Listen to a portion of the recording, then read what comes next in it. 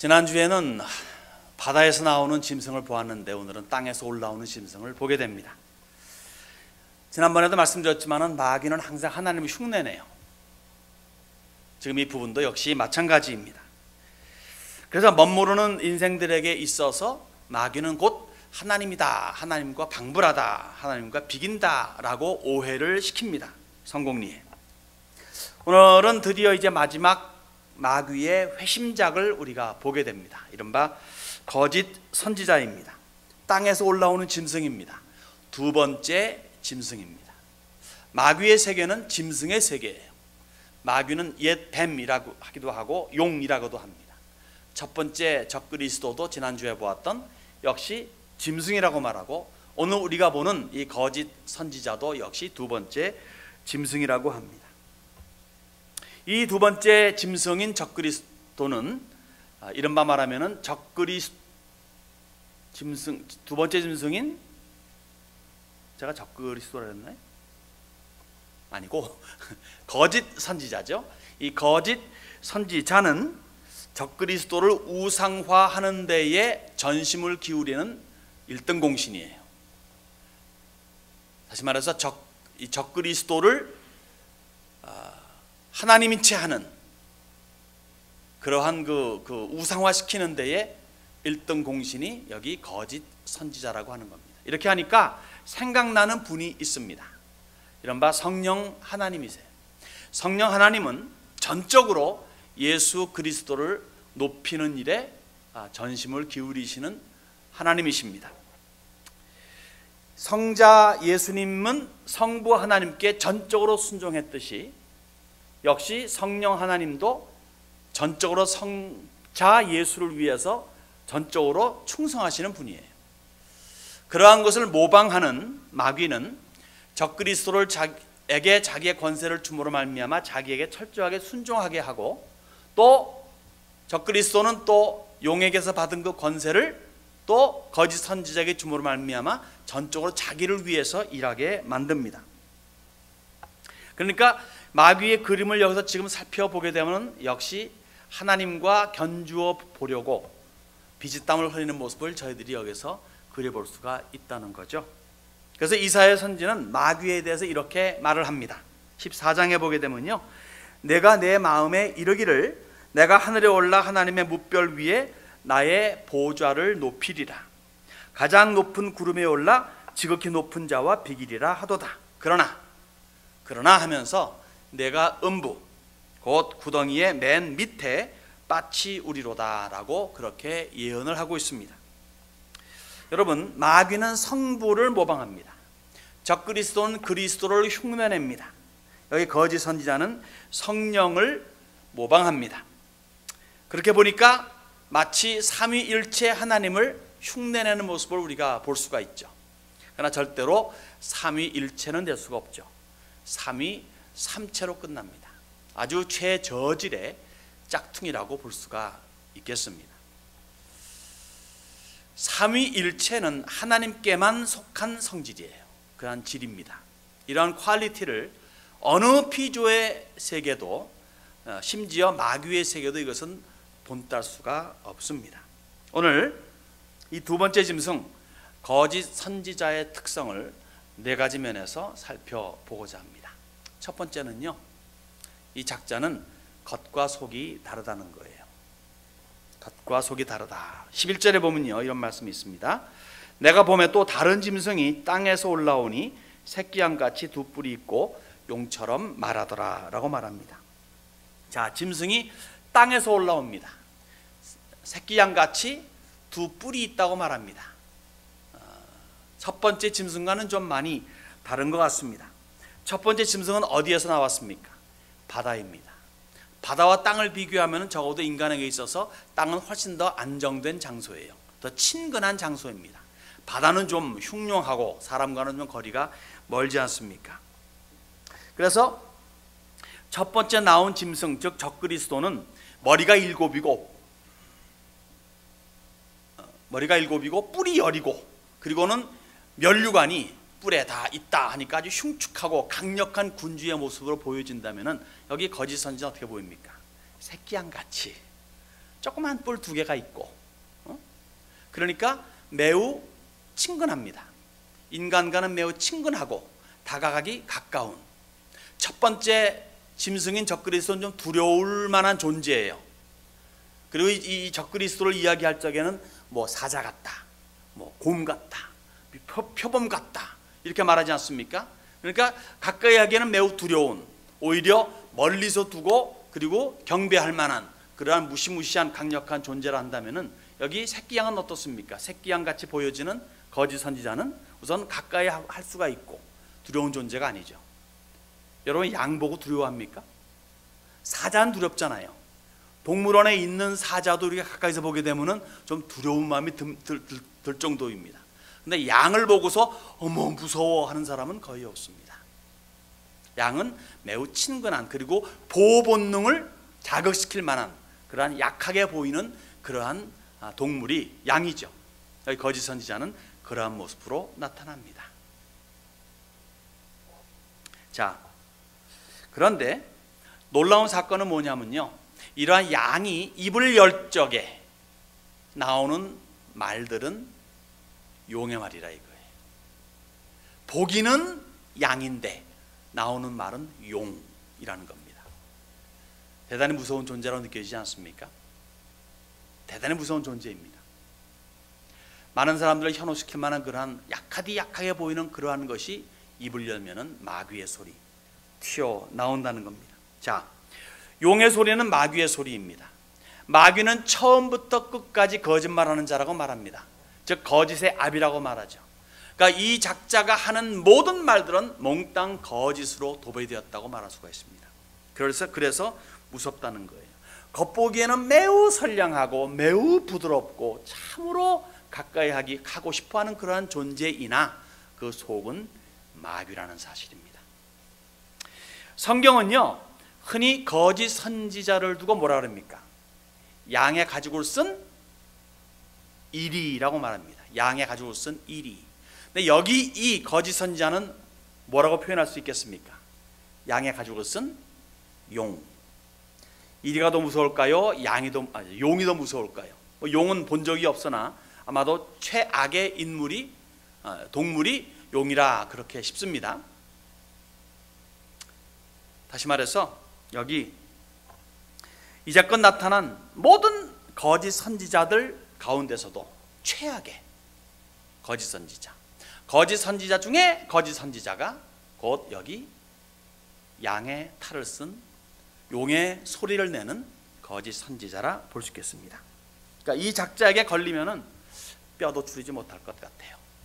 겉과 속이 달라도 이렇게 다를 수가 없는 그러한 자가 거짓 선지자입니다.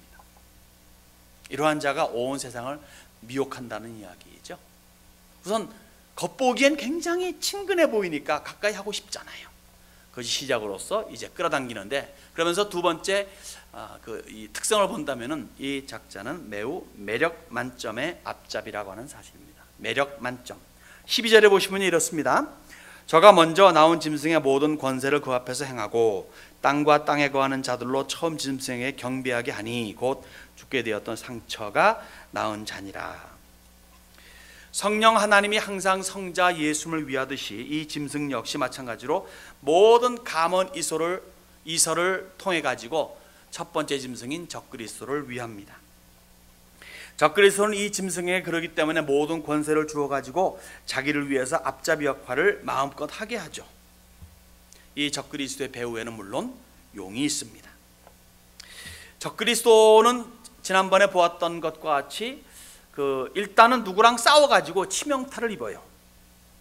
그래서 죽음의 직전까지 갑니다. 3절에 13장 지난주에 봤던 3절에 보게 되면요, 그 머리 하나가 상하여 죽게 된 것 같더니 그 죽게 되었던 상처가 나음에, 죽은 건 아니지만 죽음의 그 목전까지, 죽음의 직전까지 갔다고 봅니다. 아마도 당시의 의학으로서는, 여기 당시의 의학이라고 하면 미래의 의학을 말합니다. 지금보다 좀 더 낫겠죠? 미래의 의학으로서는 도저히 고칠 수 없는 회생 불가능의 그러한 치명타를 입었다고 볼 수 있겠어요. 그런데 용의 힘을 빌어가지고 죽음의 문턱에서 다시 살아나오게 됩니다. 이것을 기회로 삼아가지고 거짓 선지자는 적그리스도를 높이기 시작합니다. 보아라! 죽었다가 살아나신 분이다. 보아라, 기적의 사나이다. 보아라, 초능력의 사나이다. 보아라, 죽음을 초계같이 여기는 그러한 불사조다. 백전백승의 필승무패의 사나이다 라고 적그리스도를 추앙시키고자 애를 씁니다. 이 가문이설에 대다수의 인류들은 속아 넘어가죠. 그래서 기필코는 적그리스도를 경배하기 시작합니다. 그래서 사람들이 이구동성으로 이런 말을 내뱉게 되는 거예요. 4절에 보았던 말씀입니다. 누가 이 짐승과 같으뇨? 적그리스도를 말하는 거예요. 누가 능히로 더불어 싸우리요? 하는 그러한 고백을 하게 됩니다. 이렇게 고백하게 함에 있어서는 두 번째 짐승인 거짓 선지자의 역할이 주된 역할을 했다는 것을 볼 수가 있겠습니다. 미국이 좋아하는 역대 대통령 중에 아마도 가장 좋아하는 대통령이 있다면 존 F 케네디일 것 같아요. 매우 인기 있는 그러나 도중에 암살당한 그러한 대통령이었고, 근자에 이른다 그러면 그래도 로널드 레이건 전 대통령이 아니었나 그렇게 생각이 듭니다. 참 미국이 좋아하는 대통령이라 싶다면은, 그러나 온 세계는 이제 거짓 선지자를 그렇게 좋아할 수밖에 없습니다. 온 세상이 즐거워해요. 그가 나타나게 되면은 그의 그 기가 막힌 언변과 겉모습 등등 박애주의 내지 뭐 이런 것들을 이제 표방을 하겠죠. 월드 피스라든가 뭐 이런 등등을 표방하겠죠. 그러한 것에 완전히 매료가 돼가지고 이 거짓 선지자만 나타나면은, 즉 적그리스도의 대변인 같은 역할을 하는데 나타나면 온 세상이 들썩거리고 좋아합니다. 환호성을 지릅니다. 그래서 그가 입을 열고 뭔가를 말하면 무조건 예스예요. 하는 일마다 모든 것이 다 무사 통과가 됩니다. 광팬들이 온 세상에 넘쳐난다는 거예요. 이 거짓 선지자는 이렇게 온 세상이 열광하는 것을 이용해 가지고 적그리스도의 앞잡이 역할을 철저하게 합니다. 심지어는 결국 아주 금지구역, 절대 금지구역으로 여겨졌던 예루살렘에 세워놓은 그 성전 안에 적그리스도의 우상을 만들라고까지 하고 기필코는 이것을 성공시키고야 맙니다. 그러니까 기가 막힌 그러한 작자라 볼 수 있겠어요. 아마 세상에 태어난 사람 중에 이보다 더 charming하고 더 말 잘하고 그리고 더 attractive하고 amiable하고 이런 사람이 없는 것 같습니다. 결국은 성전 안에 적그리스도의 용의 우상을 만드는 데 성공합니다. 물론 여기에 치러야 할 값은 있죠. 유대인들이 반대하게 됩니다. 드디어 속았다 하는 그런 생각과 더불어서 유대인들이 반대하지만 그렇게 반대하기에는 이미 때가 늦었습니다. 이미 그때쯤 되면 적그리스도는 온 세계를 통치할 만한 그런 모든 기반을 아주 단단하게 구축해 놓았습니다. 그렇기 때문에 그렇게 구축해 놓기까지 필요했던 유대인들, 그리고 심지어 타락한 교회들마저도 이제는 더 이상 필요가 없게 돼요. 그래서 적그리스도 내지 거짓 선지자의 말에 이제 반항하게 되거나 반대하게 되면 그때는 뭡니까? 심각한 핍박과 그리고는 죽음만이 기다릴 따름이라는 거죠. 그렇기 때문에 이 거짓 선지자는 세 번째 특성을 23절 이하에 보여주고 있습니다. 그는 능력자이지만은 그러나 능력을 선하게 쓰는 게 아니라 파괴하는 데 쓰는 그러한 나쁜 존재라는 거죠. 13절에서 15절까지 한번 보겠습니다. 큰 이적을 행하되, 이게 지금 저 거짓 선지자가 하는 거예요. 큰 이적을 행하되 심지어 사람들 앞에서 불이 하늘로부터 땅에 내려오게 하고 짐승 앞에서 받은 바 이적을 행함으로 땅에 거하는 자들을 미혹하며 땅에 거하는 자들에게 이르기를 칼에 상하였다가 살아난 짐승을 위하여 적그리스도를 말합니다. 우상을 만들라 하더라. 저가 권세를 받아 그 짐승의 우상에게 생기를 주어 그 짐승의 우상으로 말하게 하고 또 짐승의 우상에게 경배하지 아니하는 몇이든지 다 죽이게 하더라 라고 말합니다. 능력자요 그러나 파괴자입니다. 예수님께서 이렇게 경고하신 것을 잊지 말아야 합니다. 뭐라고 말씀하셨는가? 마태복음에 거짓 그리스도들과 거짓 선지자들이 일어나 큰 표적과 기사를 보이어 할 수만 있으면 택하신 자들도 미혹하게 하리라 라고 말합니다. 그러니까 거짓 예수들, 거짓 선지자들이 많이 나타나서 미혹한다는 거예요. 자, 그렇다면은 거짓 선지자 중에 거짓 선지자인 이 두 번째 짐승은 얼마나 더 미혹을 잘하겠습니까? 하나님의 허락하에서 물론 사탄이 권세를 주어서 첫째 짐승이 또 둘째 짐승이 놀라운 기적을 연출합니다. 심지어 불이 하늘에서부터 내려와요. 땅에서 올라오는 지옥불이 아니라 위에서 내려오는 불입니다. 성경에서 일반적으로 위에서 내려오는 불은 여호와의 불이에요. 갈멜 산상에서 엘리야가 850여 그 바알과 아세라 그 제사장들과 싸울 적에 하늘에서 불이 내려오지 않았습니까? 또 그리고 솔로몬이 또 성전 낙성식 할 적에도 하늘에서 불이 내려왔어요. 위에서 내려오는 불은 일반적으로 여호와의 불이라고 말합니다. 근데 본문은 뭐라고 말합니까? 땅에서 치솟아 올라오는 불이 아니라 위에서 내려오는 불이에요. 그렇기 때문에 겉보기에는 신령한 불입니다. 이렇듯 엄청난 속임수를 합니다. 완벽한 눈가림이죠. 동시대의 인물이었던 두 선지자들이 이러한 일들을 했어요. 사실은 이러한 비슷한 일, 여기에 대해서 사실 이 거짓 선지자는 반항하고 있고 그리고 대결하고 있다고 우리는 그렇게 간주할 수가 있습니다. 동시대 인물이에요. 적그리스도와 거짓 선지자가 열심히 활약할 적에 또 다른 면에서는 여기 하나님께서 내어보내신 하나님 앞에 서 있는 감람나무요 등대인 뭡니까? 두 선지자가 열심히 기적과 더불어서 복음을 전하고 있는 거죠. 여기에 대적하고 있는 또 다른 면에 적그리스도와 거짓 선지자를 저희들이 여기서 연상해 볼 수가 있습니다. 사실요, 적그리스도가 죽었다 다시 죽은 것 같다가 다시 살아난 그러한 모습은요, 예수님의 죽음과 부활을 모방한다 라고 볼 수 있지만은 또 한 가지 보게 되면은 여기 두 선지자도 사역하다가 결국 적그리스도에 의해서 죽임을 당하잖아요. 죽임을 당하고 그 다음에 부활하고 그 다음에 승천하지 않습니까? 이것에 대한 또 다른 이 적그리스도 내지 용의 작전이라고 볼 수가 있겠다는 겁니다. 사실 우리 지난번에 보았던 이 하나님의 두 선지자가 사역을 열심히 하다가 결국 적그리스도에서 죽임을 당하지 않습니까? 그러자 그의 시체를 길거리에 두고서 3일 반 동안 보게 하지 않습니까? 그래서 이렇게 적그리스도를 높이고자 하는 그러할 때에 3일 반 만에 어떻게 무슨 일이 벌어져? 3일 만에 무슨 일이 벌어집니까? 선지자가 일어나잖아요. 그리고 하늘로 올리움 받잖아요. 본의 아니게 이것을 온 세계가 보게 되었다는 겁니다. 오히려 적그리스도를 높이기 위해서 보아라 하고 보여줬던 이 우리의 대적이 이렇게 죽임당했다라고 이렇게 보여줬던 것이 그만 오히려 그들이 살아나서 부활하는 장면으로 온 세계가 보게 되었으니 얼마나 황당합니까?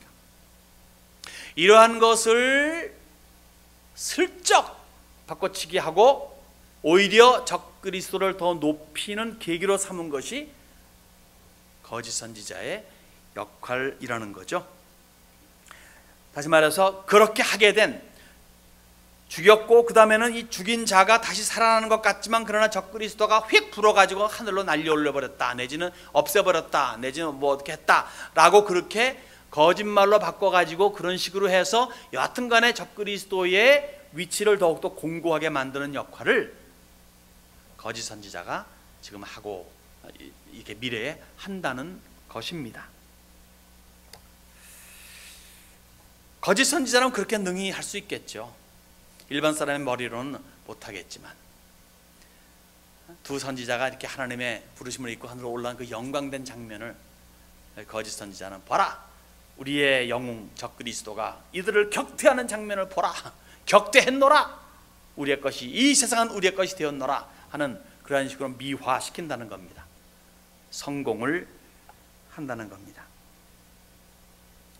그렇기 때문에 이 세상은 철저히 속아가지고 누가 이 짐승과 같으뇨, 누가 능히 더불어 싸우리요, 두 증인도 죽이고 부활도 이겼으니 하면서 적그리스도를 더 열광적으로 숭배하게 된다는 거예요. 이제 거침이 없게 된 거짓 선지자는 드디어 외칩니다. 부활한 짐승을 위해서 우상을 만들라. 그리고 만듭니다. 이 만들어낼 적에가 비로소 수천 년간 성경은 경고해준 멸망에 가증한 것이 거룩한 곳에 선 것을 보거든 바로 이것이 그때의 현실화가 된다는 거예요. 그런데 여기에 덧붙여가지고 기가 막힌 사건이 벌어져요. 우상이 말을 하기 시작합니다. 영화에서나 볼 수 있는 장면이에요. 만들어 놓은 우상이 어떻게 말을 합니까? 이치적으로 안 되잖아요. 영화에서는 가능하지만은 현실적에서는 그러지 않잖아요. 그런데 말을 한다는 거예요. 물론 용이 힘을 줬으니까 용의 말을 하는 겁니다. 그리고 누구든지 그 우상에게 절하지 아니하는 자들은 가차없이 처단해버리는 그러한 흉폭한 사건이 뒤이어 일어나게 됩니다. 마치 느부갓네살이 금신상을 만들어 놓고 신상을 만들어 놓고 그 다음에 모든 이들에게 절하라 명령하고 절하지 아니하는 자들은 죽인다라고 그렇게 공포한 것 같은 그러한 모습이라는 거죠. 그래도 느부갓네살 때는 지역적입니다. 그저 바벨론이라고 하는 그런 땅덩어리 아니었지만은 또 이 느부갓네살이 통치하는 그러한 지역에 한했지만은 그러나 이 마지막 우상은 온 세계가 경배해야 되는 바로 그러한 사건이죠. 범세계적입니다. 피할 자가 없어요. 그리고는 믿기로는 인류 역사 최후의 마지막 족쇄를 철커덕 채우는 사건을 일으키고야 맙니다. 그게 666 사건이에요. 16절에서 18절까지는 네 번째 거짓 선지자의 특성을 보여줍니다. 경제 대가라 이거예요. 읽겠습니다. 저가 모든 자고 작은 자나 큰 자나 부자나 빈궁한 자나 자유한 자나 종들로 그 오른손에나 이마에 표를 받게 하고 누구든지 이 표를 가진 자 외에는 매매를 못하게 하니 이 표는 곧 짐승의 이름이나 그 이름의 수라. 지혜가 여기 있으니 총명이 있는 자는 그 짐승의 수를 세어보라. 그 수는 사람의 수니 666이니라. 남녀노소 빈부 귀천 막론하고 누구든지 이마나 오른손에 이 표를 받지 아니하면은 안 됩니다. 이 표는 그 이름을 알려주기를 666이라고 말합니다. 짐승의 이름이요 그 이름의 숫자요 곧 사람의 숫자로 말합니다. 오늘날의 과학은요 충분히 사람의 속에 무엇을 넣고 할 수가 있지 않습니까? 이른바 뭐 임신 방지를 위해서 여기 팔에다 뭐 넣기도 하고 말이죠. 충분히 가능한 겁니다. 호르몬조차도 조절할 수 있는 시스템이라고 한다면 여러분 생각해 보십시오. 이 666이라고 하는 이 존재가 이 666이라고 하는 시스템을 몸 안에 집어넣는다고 할 적에 사람의 정신 상태도 조절할 수 있지 않겠습니까? 그렇기 때문에 이것을 받으면 안 된다는 것을 우리가 다음 주인가 그 다음 주 우리가 역력하게 볼 수 있게 됩니다. 사실요 개인적으로 이러저런 거 다 빼고 개인적으로만 생각하면 좀 편할 것 같아요. 좋을 것 같아요. 오히려 우선 잃어버릴 염려 없잖아요. 카드 같은 거. 또 잊어버릴 염려도 없잖아요. 우리는 탁 하면 다 잊어먹잖아요. 내가 패스월드가 뭐였지? 등등등 이런 것들. 내가 번호가 뭐였지? 라이선스 드라이버스 라이선스 넘버가 뭐였지? 등등에 우리 기억을 못합니다. 다 어디다 집어넣고서는 그것만 의지하지 않습니까? 그러한 것들이 내가 지금 내 몸 안에 어떤 칩을 넣어가지고 몽땅 내가 말할 필요도 없고 내가 기억할 필요도 없고 잃어버릴 염려도 없이 그냥 버스를 탁 타면은 저절로 스캔이 돼요. 극장을 딱 가면은요 뭐 돈 내고 표 살 필요 없어요. 들어가면 딱 저절로 스캔이 돼요. 여기 저 200번 도로가 그러잖아요. 그냥 뭐 하나 딱 달아놓으면 그냥 가면 지가 알아서 다 하지 않습니까? 그런 식입니다. 집에 딱 가도요 나를 알아봐가지고 집이 문이 저절로 덜컥 열립니다. 신나지 않습니까? 자동차 딱 가니까 자동차 문이 싹 열려요. 앉아가지고 가자 하니까 발동하니까 부릉 걸리고 가자 하니까 슝 가고 서자 하니까 끼끼끼 하고 씁니다. 차가 얼마나 편할 것 같습니까? 병원에 가도 걱정할 필요 없어요. 다 나라는 존재 이미 병원문을 딱 들어가는 순간 다 스캔이 돼가지고 알아서 탁탁탁 해줍니다. 얼마나 편리한 세상일까요? 엄에 좋은 거 아니에요? 매우 좋을 것 같아요. 좋습니다. 사실은 이렇게 되면 얼마나 좋겠습니까? 선하게 쓰인다면. 그런데 선하게 쓰일 리가 없습니다. 이것 받으면 죽음이에요. 14장에 다음 주에 보게 되면은요, 이것은 죽음이라고, 도저히 돌이킬 수 없는 결과를 맺는다고 말해줍니다. 그런데 안 받아도 죽음입니다. 전자의 죽음은 영원히 죽는 걸 말하는 거고, 안 받아도 죽는다는 것은 육적인 죽음을 말합니다. 견딜 수가 없으니까, 이 핍박을 견딜 수가 없어요. 당장 먹고 마실 수가 없고 사고 팔 수가 없는데 어떻게 삽니까? 땅을 파는 것도 이미 하나님의 재앙이 몽땅 임해가지고 온 땅이 몽땅 지금 이렇게 황폐화돼 있고 물도 별로 안 좋고 그런 상태에서 도저히 살 길이 힘든 거예요. 양쪽 다 죽음입니다. 그럼 뭘 받을 것 같습니까? 사람들이 육적인 죽음은 당하더라도 영혼의 죽음은 죽지 말아야 되잖아요. 일반적으로 그런 건데, 일반 논리는 그런 건데, 정확한 논리는 그런 건데, 사람들은 당장 발등에 떨어진 불부터 끄고 보자, 목구멍이 포도청 아니냐 하면서 일단은 육적인 죽음을 피합니다. 영적인 죽음을 받습니다. 산수갑산의 갈망정 하면서 받고 보는 거예요. 그 끝은 말할 필요도 없습니다. 매우 두려운 겁니다. 여러분, 오늘 한번 보시죠. 점점점 그러한 세상이 오고 있다고 느껴지지 않습니까? 그렇습니다. 오고 있습니다. 과학은 점점 발달하고 문화는 고도화되어 가지고 세계를 점차 하나로 묶어가고 있습니다. 그럼에도 불구하고 온 세계는 지금 펄펄 끓고 있어요. 지역 분쟁이 끊이질 않고 있습니다. 누가 좀 속 시원하게 해결해 주었으면 좋겠다 생각이 들어요. 이 중동 분쟁은 수십 년간, 아니 수천 년간 아직 해결을 보지 못하고 있습니다. 그 누가 한 방 빵 해가지고 좀 해결할 수 없나, 그렇게 소원이 이루어질 정도입니다. 소원이 있을 정도입니다. 그런데도 저 중동 문제 저건 뭐 주님 오셔야지 끝나지 않아 라고 그렇게 오히려 포기할 정도입니다. 그런데 이러한 문제들을 해결할 수 있는 해결사가 나타난다면 얼마나 좋을까요? 여러분, 사실은 하나님께서 이미 해결사들을 보내주셨어요. 해결사를 보내주셨어요. 그 이름하여 예수. 근데 세상은 예수를 원치 않았습니다. 예수님을 원치 않으니까 어떻게 됩니까? 또 다른 예수를 원해요. 가짜 예수, 짝퉁 예수, 그리스도가 아닌 적그리스도를 원합니다. 적그리스도가 옵니다. 쌍수들어 환영합니다. 이것이 세상입니다. 현재 세상은 그렇게 굴러가고 있습니다. 이렇게 흘러가는 세상에 거부감 별로 없이 같이 굴러간다면요, 세상에 가는 그 종국에 같이 도달할 수밖에 없어요. 무서운 지옥불입니다. 그래서는 안 되죠. 하나님의 진정한 구원의 선물인 예수를 믿고 신뢰하고 따르고 그리고 알려야 되는 책임이 우리에게 있습니다. 그래야 우리에게는 승리적인 삶이 보장된다는 겁니다. 마지막 때예요. 적그리스도가 그 정체를 드러낼 때가 매우 가까운 때입니다. 거기에 발맞추어 가지고 거짓 선지자도 자기가 나타날 때를 지금 완벽하게 준비하고 있습니다. 눈 똑바로 떠야 됩니다. 그리고 나 자신뿐만이 아니라 또 한 사람 건지기 위해서 우리 애씀과 노력이 요구됩니다. 그렇게 애쓰는 여러분들이 되시고, 그렇게 눈 뜨고 앞을 바라보고 한 걸음 나아가는 우리 모든 식구들이 되야 될 줄로 믿습니다.